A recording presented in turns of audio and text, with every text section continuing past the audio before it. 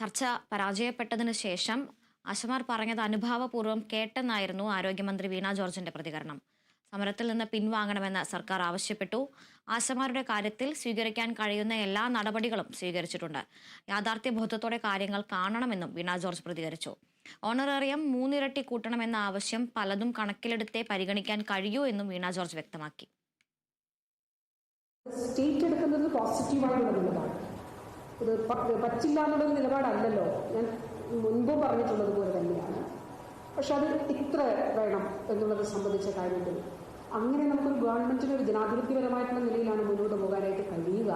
അപ്പോൾ ആരോഗ്യ വകുപ്പിനെ സംബന്ധിച്ചിടത്തോളം നമ്മൾ ചെയ്യാനായിട്ടുള്ള എല്ലാ കാര്യങ്ങളും ഇതിന്റെ ഭാഗമായിട്ട് ചെയ്തിട്ടുണ്ട്, കേട്ടിട്ടുണ്ട്, ഓരോ ഘട്ടത്തിലും കേട്ടിട്ടുണ്ട്.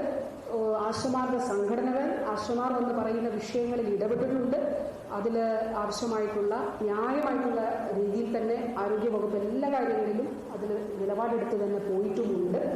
ഇത് സർക്കാരിനെ സംബന്ധിച്ചിടത്തോളം ഈ ഒരു നിലപാട് അവരെ അറിയിച്ചുകൊണ്ട് ഞാൻ അഭ്യർത്ഥിച്ചു, ദയവായിട്ട് നിങ്ങൾ സമരത്തിൽ നിന്ന് പിന്മാറണം.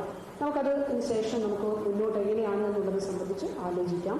അത് സർക്കാരിൻ്റെ ഇതുവരെ ചെയ്ത പ്രവർത്തനങ്ങളുടെ ഇതിൽ ഈ സർക്കാരാണ് ഏറ്റവും നന്നായി ചെയ്തിട്ടുള്ളത്. ഇനിയും ഈ സർക്കാർ തന്നെയായിരിക്കും ചെയ്യുക. അത് ഉൾക്കൊണ്ടുകൊണ്ട് ദയവായിട്ട് സമരത്തിൽ നിന്ന് പിന്മാറണമെന്ന് പറയുകയുണ്ടായി.